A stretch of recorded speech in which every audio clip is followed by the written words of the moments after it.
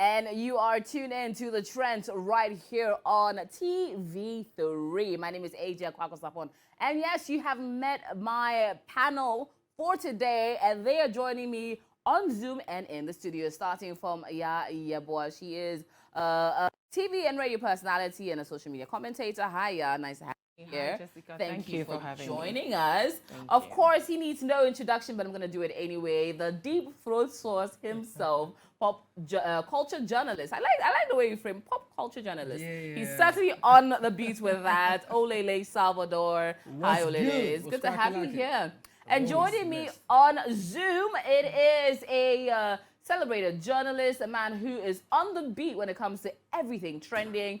Austin Wood is joining me via Zoom. Austin, thank you so much for joining us.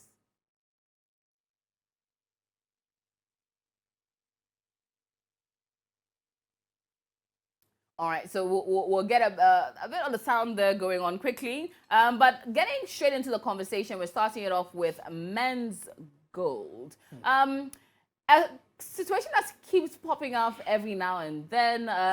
For those that may not know, it happened to start off as an opportunity to. Please, Austin, if you could unmute yourself. I think there's a slight issue there with the sound. So if you can please unmute yourself, Austin. Thank you so much for that. Now, with men's gold, I think it dates back quite a few years where it was poised as a gold trading company, which turned into a deposit-taking company, which led to so Securities and Exchange Commission coming in to basically let the Ghanaian public know that they are trading with someone who is not registered and they are at risk of losing their deposits. True to form, I think in what some describe as a elaborate Ponzi scheme, the company fell down like a house of cards with thousands of Ghanaians left out of the initial capital and, of course, all their money they had prior invested into the company. Now, Austin, again, thank you for joining us. You had a conversation or a series of conversations earlier on this week because new developments came up from Men's Gold. So over the last 2 to 3 years, there's been a constant claim, not claim really, a lot of the aggrieved customers of Men's Gold, beyond their court cases they've been trying to get some resolution to, have also been pushing for their monies to be reimbursed to them. Men's Gold occasionally pops up and says, okay, we're going to pay some customers. They go through the process and then it sort of dies down. Then recently, in the last few days, another conversation came up again with Men's Gold putting out a press statement saying they're going to pay their customers. However, these customers need to buy some voucher for them to be able to be eligible to view if they are already eligible for getting their money back. They need to pay, go through a process that will let them pay 650 Ghana cedis, which you sat down in a X or Twitter space conversation to find out from the face of the company and the man who created the company, Nana Appiah Mensah Nam1, popularly known as, to sort of get some resolution on that. Please describe that particular series of conversations to me. Okay. Thank you very much, AJ, and good evening to Olele and Yah in the studio and those who are watching us. Like you said, I had a conversation with Nana Appiah Mensah, the first after the Men's Gold saga, together with Sewa Ame here. And, you know, Ghana's public enemy #1. And if, as a broadcaster, you have an opportunity to speak to him and ask him questions, nobody would let that pass by. Of course. So with the conversation with Nana Appiah Mensah, I think that there are a lot of things that came up and that got me baffled, AJ. Explain. I have a problem with some of the answers he gave because I thought he was being evasive and trying to play around some of the questions and the answers he gave. But one take home from it, and many have not drawn their attention to it. You know, I asked him a specific question that Austin Wood went to the Men's Gold branch at Amakum to have a dealing with them. They took my documents to prove that I am Austin Wood. I am going into such a transaction with them. So if the company 4 years down the line has encountered challenges and is taking steps to pay me the amounts that I invested in the kind of company or business thing they had, what kind of validation again would I need to come do? And I think his answer was not convincing enough because you are a company, you took records, you have everything of the customer. So why would you want me to do a validation again? And if you check the statement they put out about the validation, it was very, very verbose. And I think that that is what Men's Gold over the years, for the opportune time, have done with their press statements. They put out a verbose statement to obfuscate the matters. And I think Nana Appiah Mensah did exactly that with the statement on Friday.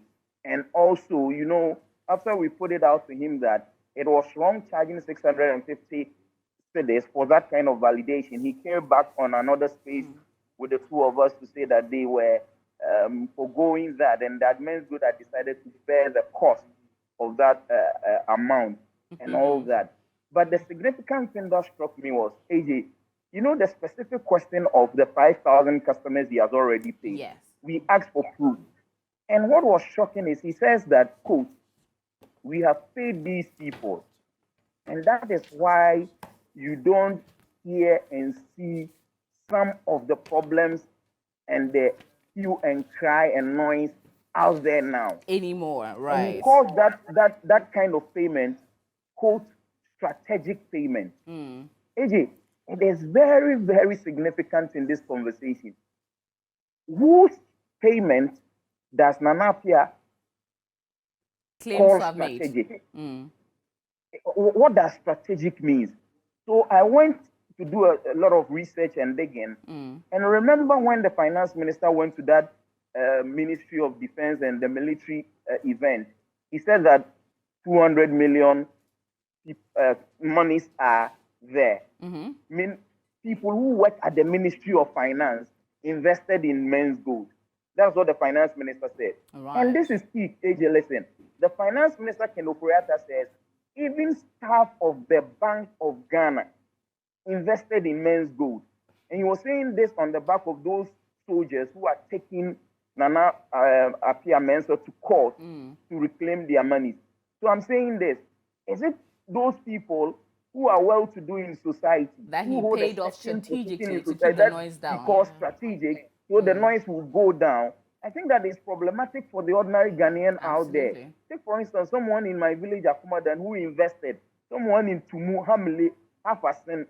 If they do not hold a certain vital position in society, will their investment not be regarded as strategic? And I think Nana Appiah Mensah giving that away should tell a lot of Men's Gold customers and Ghanaians out there that this payment that is even saying he would pay, it is to pay so that certain people who would make noise would shut up. Yes, basically. I don't trust the validation process and everything. And that makes a lot of sense because, and one thing I was taken aback with, if you are someone who's interested in paying everyone so much, how are you not sure of the exact number of customers you have? Because even with a quick Google search, which I did, it showed that it was about 46,000 customers with about $42 million allegedly involved in this scheme. So how are you not quick to at least know a ballpoint figure, at least a bit of a gauge? You can gauge in a number of which you think you might be. But I'll come back to you, Austin, on your thoughts on the twist and the turnaround on that particular statement. But let me bring you into the conversation. Right. Your thoughts when you were seeing Namwan coming out basically to defend himself and his company? Well, for me, I think I'm going to be brief about this, but we've seen Namwan always not being convincing about some of the feedbacks that when we ask him questions, when are you paying customers, he claims that he's paid half of the people that they owe. But when you ask around, people are like, no, we've not received any money. Exactly. And if you're telling me that I should come and pay 650 Ghana cedis for a verification card to to get access to my own money that I invested in this company. Yep. First of all, when I was coming, you took details, you took information, you took my name, my ID card, my picture and everything. Exactly. I'm sure it goes down to getting my signature and everything. So if I come to the office and I come in filling whatever forms to claim my money, I'm sure you can definitely verify from your system and your data that I am indeed a verified customer in this company. Or is he telling us that they don't have any data of their customers and, you know, all of that? Yeah. And like Austin was saying, I think that he's paid off people strategically so that he can get away with certain things, because I don't see the government putting so much pressure on him. Yeah. And when Nam1 came into the system, we saw him funding a lot of projects, donating to a lot of, you know, projects and taking pictures with presidents and influential people. So it made him Look untouchable. exactly, and it made him look believable. Like, oh, he is indeed he says legit. he is, yeah. But I think that this is just another scheme to rip people of their hard-earned money. Because if everybody is paying 650 Ghana cedis and over 46,000 customers, that's how much? Almost 400 and something million. That's a good amount. Yeah, so to he's start going to take that reinvesting. money to start reinvesting and then maybe pay this off a little bit and go on. And, you know, I think that really what he said on the Twitter space in that conversation with Sewa, I think it was not convincing enough, honestly. That's what I think. I agree completely.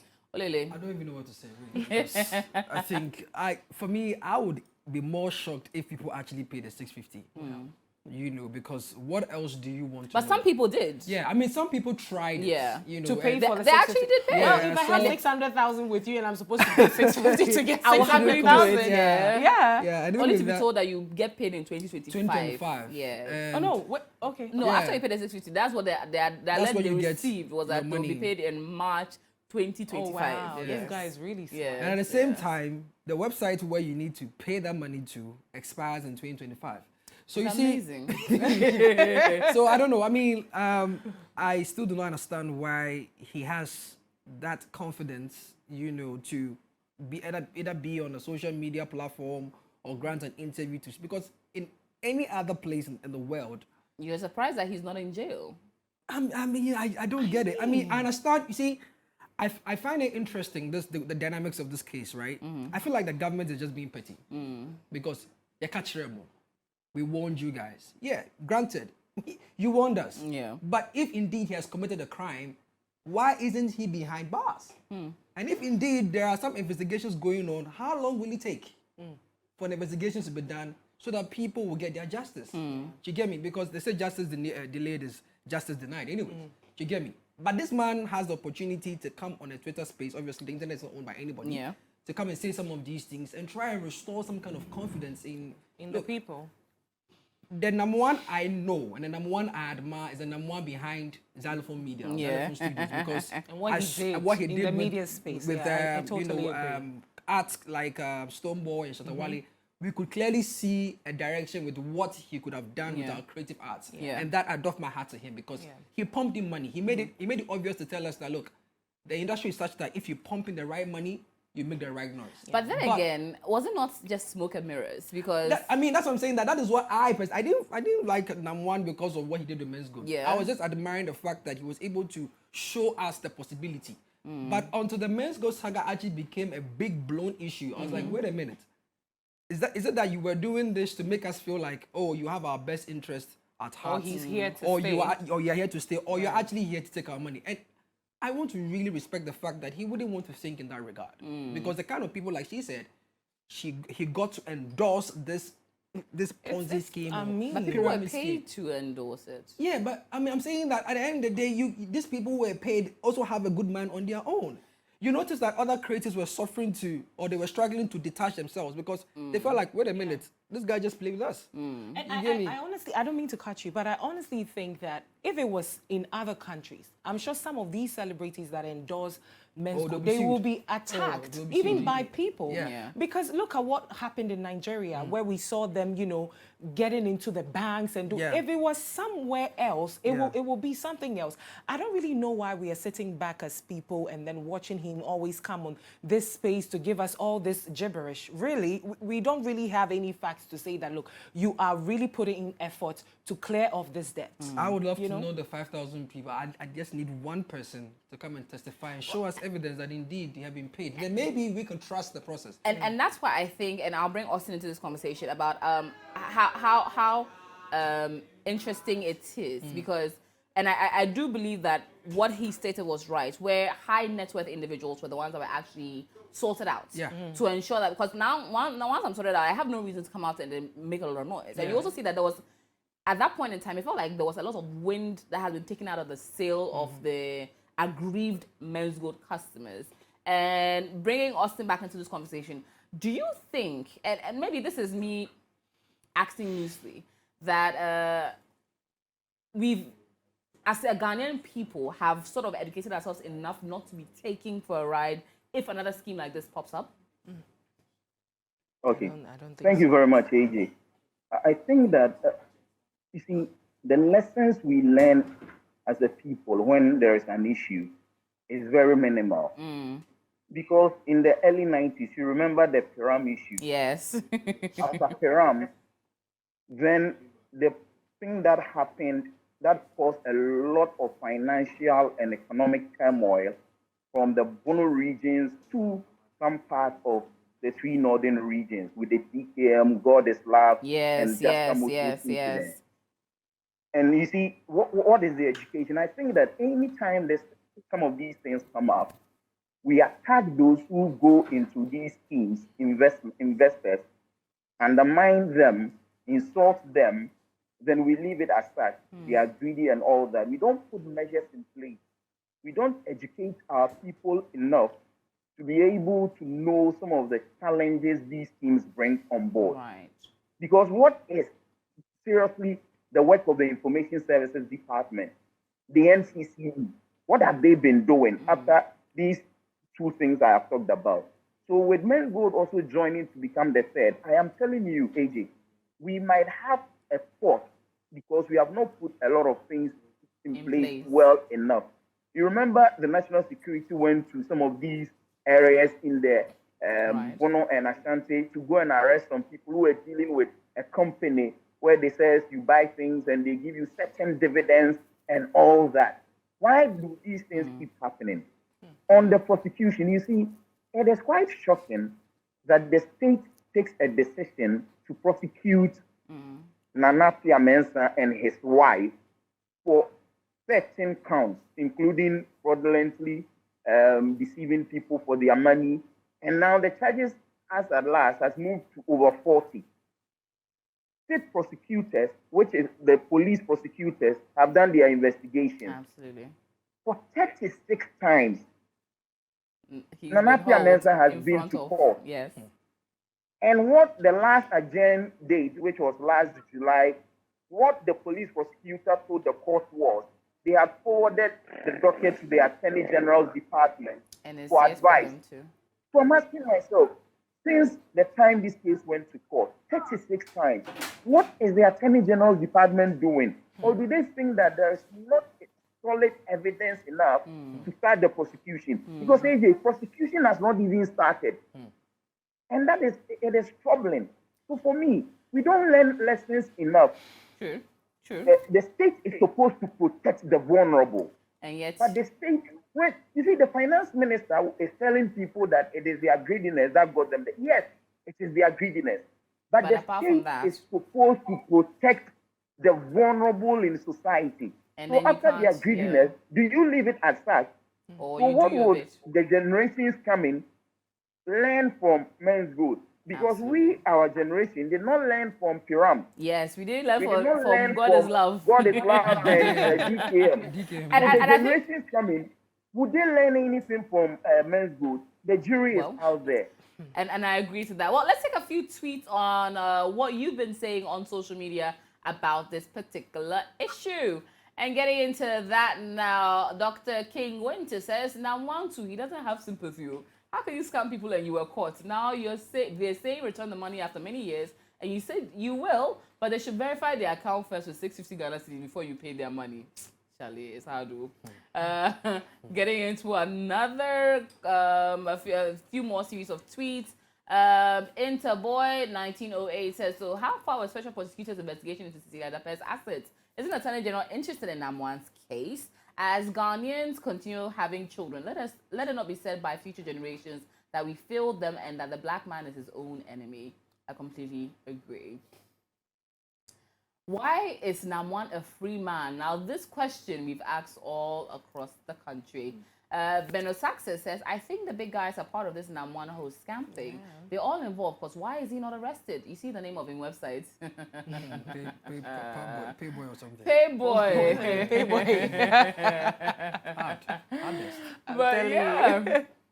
It's quite interesting, and of course, we will be following this conversation keenly. Please let your opinions be heard. Use the hashtag #AlertFriends or the Trends GH. Now, we'll move on quickly to the next set of conversations, and this one is on the big selling out of the O2, which has been something that has we've seen a lot of the Nigerian acts do. We've seen Wizkid do it, we've seen Davido do it, Burna has done it. And now is the turn of Asake, which was quite surprising because we all thought he was a relatively young act. And yet he sold out 20,000 seater capacity. Now the big question is, can Ghanaians do it? Are we doing enough to place ourselves in the position to be able to sell out the O2 Arena or any other big arena or stadium? Austin, you're someone who is also, who moves through the diaspora and as well in Ghana. Now, the big conversation of disposable income and how willing Ghanaians may be as against their Nigerian counterparts to be able to shell out large sums of money for these events is a conversation I think I'd love to hear your opinion on them. But first, let's take a look at Asake in the O2 Arena.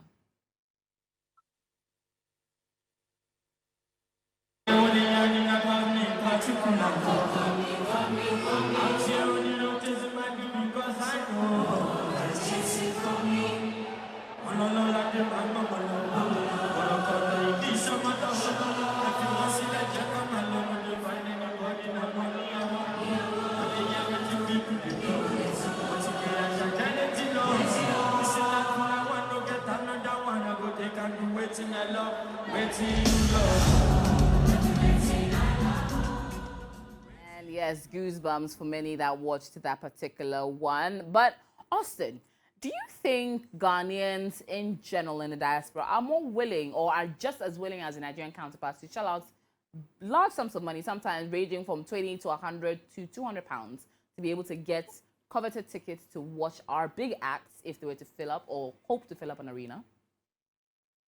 Thank you, AJ. I believe so, and I can attest to this because the last event that I attended that shocked me was in Reading.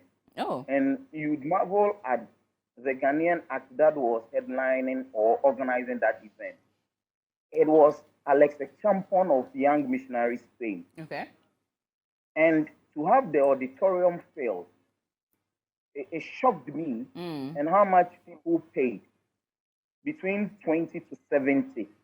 So I thought that it was because we had a former Ghana Music Awards Artist of the Year in Dinah Hamilton performing in OG, that was what drew the crowd. But I spoke to a couple of people at the event and they came to see Alex Champon of Young Missionary. But AJ, let us not lose sight of the fact that, you see, if we continue this numbers game with Nigeria, we will not be doing a proper scrutiny and appraisal of our artists. Yeah. You see, Nigeria is the most populous black nation in the world. Because, you know, not everybody in Brazil is black. So if you talk about a country in the world where everybody is black, Nigeria is the most populous. There are over 280 million. And you know, even the challenges we in this part of the world have with our census data and collection, they might be even more than that. So when they invest in some of these things, they are likely to reap a huge amount of people investing and also patronizing their works in the creative scene. Okay. When you get to the UK, for example, Nigeria will be in top 10 countries where people are from in the UK. So when they organize any such event, even just Nigerians would be able to fill these areas for them.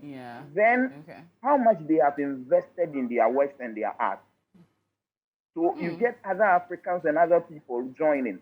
I was Okay. shocked when Westgate had his recent event at the Tottenham Hotspur Stadium. You know, Yes, Tottenham it was Hotspur tweeted incredible. about it. Yes. Tottenham Hotspur tweeted about it. And I'm like, whoa, for Tottenham to tweet about it that Westgate is having his event in our stadium means Then it a shows lot of it's a work that they testament. put Yes. into it. Yes. So I am saying that we as the Ghanaian people, we need to stop putting a lot of pressure on our artists. We need to do a lot of groundwork, do a lot of investment, and it should not just be the artist. It should be AJ, yourself, how you speak about the industry, things you do, Olele, Ya, Austin Wood, and others. We all need to come together to find a way to enter this global market that our African brothers have already penetrated. But if we don't do it that way and we are just blaming ourselves and undermining people. So, for instance, Sarkodie goes to an event in the UK, America, has 7 or 1,000 people, and we are mocking him comparative to We have to Westgate do or better. something. No, that is wrong. Yeah. We should have We a have to do start. better. Because if Sarkodie has 1,000 in about 13 cities in America, if he decides to put in work and host a huge event in, He let's can say, actually pull in Washington the or numbers New that he York, needs. he Yeah. might be able to get 7,000 people there, Stoneboy as well. I Yeah. think that the backbiting and undermining of our artists and the trolling is not helping. We need to come together as a people and find possible solutions to this, and I think we would get there if we go on that tangent. I completely agree. Thank you so much for that, Austin. Olele. I think Austin has said it all. The whole idea of mocking the little wins that our artists are doing outside Ghana needs to be stopped as soon as possible. And I think it stems out of the fan armies, you know, Who pitch themselves who against pitch each other. Yeah, Yes. because yes. I think it's I mean, the idea of fan armies were supposed to be communities for the artists to promote their music and promote their wins. But now it's become more of like a boxing ring for these various person, fan yes, armies. yes. And interestingly, these fan armies are led by the 3 S's. You know, Sarkodie, Stoneboy, Shatawale, and they're always fighting each other. Yeah. And they change the narrative, they change the conversation that Austin is talking about in terms of having to focus on the small wins. Austin spoke about Sarkodie selling out a couple of events. Remember when Sarkodie went to sell out the O2 Indigo? And he also sold out the Apollo Theatre. I believe that was where the gulf had been created. Because if Sarkodie had continued going back, he kept going back, maybe every year or every 3 months, 6 months, Honestly. you know, he would have built enough diasporan community to be perhaps able to. sell a 15,000 auditorium. Yeah. So there was no consistency. There was no consistency, and the Right. consistency will come from the funding. Yeah. Because Sarkodie is funding himself. So he took himself there, worked with other Ghanaian promoters there to get the work done. But we may not have the funding that our Nigerian brothers and sisters may have. And also to jump on that, there seems to be in terms of the and Stoneboy joined a space of ours, the Yesterday. Free Entertainment space yesterday, and stated that sometimes 30% is the artist. Yes. 70% comes from funding. It's promoters. funding, it's pure yeah. And we funding. see that promoters. most of the biggest promoters are of Nigerian descent. Yes. Who have clubs, who have access to the people that Yes. be. Yes. If Smade is leading, and Smade was one of the biggest people to start the Wizkid movement Exactly. with the St. Albert Hall in the UK, which was Yeah. a big deal, Yeah. and has subsequently gone from there. Do we have enough Ghanaians in pole positions, to be able to push the narrative for us? I think we do. I think we have people that can really invest. But the question is, these artists of ours, when they meet these people, do they talk about things like that? Do they present proposals that, look, invest in me, do this for me, and then in a period of 5 years, this is going get to this be the much. return? Or is it always, oh, Mie Show, will you sponsor me? And it ends there. So I think that these 3 S's that we are talking about, they've hit the roof of Ghana. They've left an indelible mark on us. There is no corner in Ghana where you go where That you nobody don't knows know them. Stoneboy, Yeah, Shatta. I yeah. think they've done it all in Yeah. Ghana. And it's time to go out there. But then again, like Olele is saying, it's not up to them alone. We need funding. That was why we'll go back to Men's Gold again. When he started, started with, It this caught their music, attention because you people know, were- we they had were hope happy for that. because we need the money to Yeah. be able to push these artists, to such platforms. Now, recently on Twitter Space, there was this conversation where Sewa again hosted with Shatawale. Yes, And yes. then Sewa asked about, Ashake filling the O2 arena, and Shatawale says it's not his priority. and that he doesn't care about those things. All he cares about is his money. And I can sit here and tell him that he's a big liar. Do we reinvest in our craft? And Austin, you can jump into this point. Do we reinvest when we get the hits? Do we now pump it back into the You next? see, big AJ, one? I want to say this, that it took me a while to accept this truth, right? But the hard truth is, unfortunately, we can't define success for the artist. That's what I was coming artist to. who believes that I want to make it, build Mama a house, And then buy I'm a right. Get a car, and I'm okay. content. So And we yeah. need to accept it. Yeah. And there are some artists who have clearly stated that they want to take it to the next Global level. domination. So I have said that for the artists that have shown promise, they want to take their craft or their product to the next level, we need to back them in that direction. And for the artists who are being lackadaisical and lackluster and they think, oh, you know what, I've done enough, I need to chill and cross my legs. Shatta Wale actually did so in a safe space that at this moment he's not doing music for himself, he's doing music for the fans. So Because he was asked, he's achieved. my exactly, problem- so it's actualized. okay. My He's problem very okay. here But is- we, the fans, Yeah. want Shatta Wale to do more. No, but my problem here is if you were content with where you are as an artist, that's fine. We can't define But what don't success. bash the others. But don't insult these platforms. Don't make it look like it's nothing. Because we saw here in Ghana, we saw Shatta Wale and Beyonce. Yeah. That was And we a were big all- deal. We were yeah. all expecting that. Look, you have to ride on this opportunity. But what did he do? He just laid back. Okay. You understand? Now, Austin, quickly bringing you into this conversation. What about collaboration? Now, maybe 1S cannot, or at this point in time, may not have built enough capacity to fill the O2 or hasn't tested it enough. But imagine if it was all the 3 S's and then we had some more, King Promise jumped on, Kitty, Kwame, Black maybe Sharif. a team of 7 deciding that we're going to fill the O2 arena. Isn't there more prospects? Should we be looking at more doing together as against one man leading the army in under a minute? Sorry. Okay. AJ, for me, I am not a fan of filling O2 or getting a Grammy. I think that these ad hoc solutions, that the Lumba has not won a Grammy, you cannot tell me you are on the way. He's not filled O2. You see, Yeah. if you get all these people to fill the O2 one, and you don't put the proper measures in place to sustain it, you don't put proper measures in place for your music to get out there to the public out there, because you see, getting money from music Yeah. goes beyond filling a stadium. The streams is now the way to go. How are you going to achieve that? So if you just go and fill the O2 and you are okay, you don't invest in it, you don't try to do it consistently, you don't put measures in place to sustain it, what would that have achieved? That night that Ghana is in the eye of the world, that is it. You see, we need proper systems. That is why I think that Musiga, COSGA, and Yeah. all those associations should have a discussion on how to move the Ghana music industry forward. There are challenges and teething problems we need to fix before.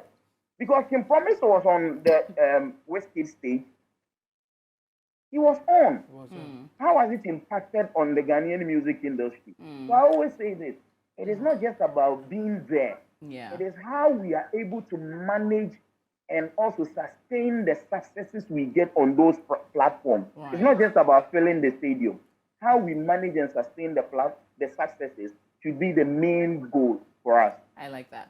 Now, quickly, and thank you very much for that, Austin. And of course, we see your messages. The hashtag is the trends. But I want to quickly jump into the next side of things, or the final side of things, which is the MPP Super Delegate conference, which will be happening this weekend, particularly tomorrow, where we shall see the 10 top whittled down to the final 5. And of course, your election command center, TV3, 3FM, Onuya FM, Onuya TV will be on the ground, ensuring that all the conversations are brought to you right here. Now, I want to ask you quickly to wrap it up, your top 5. So in order of the ballot, we have Ken Ohene Ejapon be number 1, Alan Kwejo Tremanting number 2, Jogate number 3, Kwejo Poku number 4, Dr. Wusu Efri Akoto, former Agric Minister, number 5, Kwabnai Japon number 6, Francis Adai Nimo at number 7, Dr. Kofi Kunedu Apreku at number 8, Boache Tremanting Ejakwa number 9, and His Excellency Dr. Mahamudu Bawumia at number 10. Those are our top 10. And we're going to be whittling down to 5. First and foremost, Austin, the idea of the Super Delegate Conference. The last time what happened was in 2014, to whittle down from 7 to 5. Now, should we not just be going into, it's 10 people, shouldn't there just be one conference, just whittle down from the 10 to 1? Is there a point of going from 10 to 5 before picking number 1? And also, please add your top 5 in your opinion. Okay. AJ, I think that there's a point because the NPP changed how they conduct their elections after the infamous 2007 incident where 17 aspirants whittled down contested.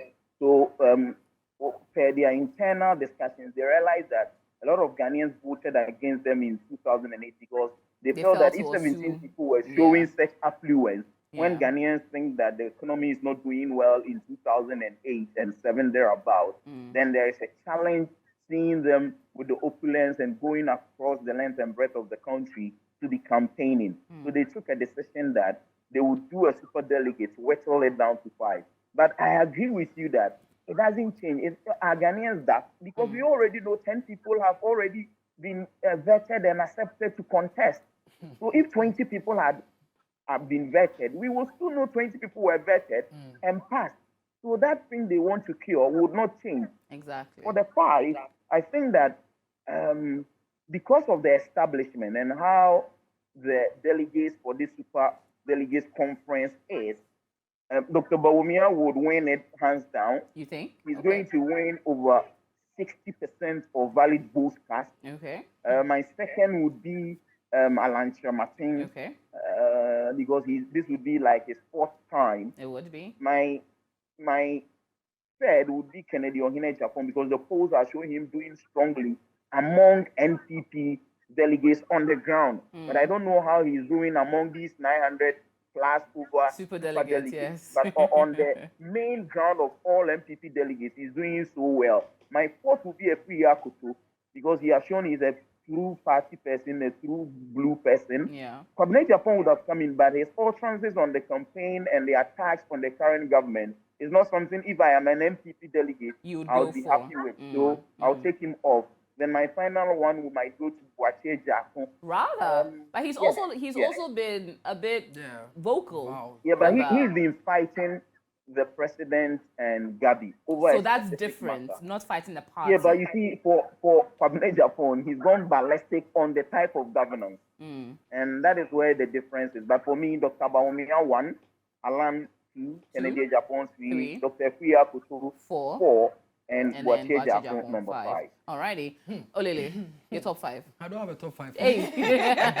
I thought I was the only one. I don't have a top 5. Me personally, I'm not impressed by any activity whatsoever by the current government and its party. Personally, I don't. So but on top of everything, clearly the names that Austin have mentioned, maybe the possible names that will come out. Definitely, I know Kennedy Japan is going to be in there. I definitely know His Excellency Bawumia is going to be there, and Cabinet Japan, which you also mentioned. I didn't even think about it that way, but I also think he has his grassroots fans and followers who are following over time. But I've not taken my time to relax it because I'm just not happy with anything. So a boss. You are yourself. Well, for me, honestly, I think that for the top 5, I would choose Kennedy Japan to be number 1. Reason is because for Bawumia, I don't even know why he's running for president. Because look, you've spent 8 years in government. You couldn't give your policies and stuff to your boss. He wasn't the number 1. So he wasn't the number 1. So now, if he's number 1, he'll do things differently. Forget that. Hey, sorry. Because you are working with someone. This is your boss. You have ideas. But you think to you be can make working the under country. someone and to work as the number 1 is Then very why did we different. choose you as a vice president in But the first you place? didn't go for him. You voted for the president and he came But along as a that town is board. why you are his. If the president, should die today, who is going to be president? No, but then at that point, who is going to then be- it's different. Then he will put his policies answer there. my question. See New why king, you are new law. stressed. Because it's just you could have worked with your boss hand in hand to create a better Ghana. But so far, 8 years really. He says give him a chance. Anyways, number 2. And Bawudigidi. And the thing is, for Alan Cash, well, there's potential, but I also think that Ghanaians will be voting for him out of sympathy. Okay. Because they feel like, oh, he competed with the Kufuor and he was supposed to go and he didn't go. I feel like Ghanaians, we should learn. Yeah. We are not willing to learn, honestly. Let's look at people with better policies that can serve us well. Okay. not sympathy. On your santini to know if I'll vote for who will him. be your number 5? 4 and 5. Well, for number 5, I don't know whether Greek manifesto in there, but anyway. Wow. So, well, for me, I think I'm just going to go for Kennedy Ejapon number 1. Number 2 will be Alan Cash, and Everyone else should fill number 3 and 4 and 5. All right, but what song are you feeling currently? Wow. Lonely at the top, lonely, no, lonely, me, and Into the Future with Which Stonebwoy. Ghanaian I song? love that. I'm Into very- the Future I'm- with Stonebwoy. Into the future with you. Yeah, I'm very patriotic, so I'll go for Chief 1, Toyota. Okay, Austin, Yeah. yourself. What song is currently hot on your playlist? Oh well, I will speak for Austin and say Olive the Boy Goodson. But thank you all for being a part of today's the show, the Trends show. Of course, inviting you to get interact with us on social media with the hashtag the Trends. Very big thank you to First Choice for my lovely hair. Of course, remember tomorrow, Saturday, the Super Delegate, the MPP Super Delegate Conference. All that action coming right here on your Election Command Center, TV3 and 3FM 92.7. Speaking of 3FM, we're taking you to South Africa. If you are looking to mix business and pleasure in South Africa, please call 0531 100-927. That's 0531 100-927 and be a part of our 3FM Getaway, where you can mix business and pleasure as a business owner and explore business opportunities in South Africa. My name is AJ Akwako Sapon. I was here with Austin Wood, Olele, Emmanuel Salvador Sapon, and of course, Yeboah. We'll be back next week with another exciting edition of The Trends on Today.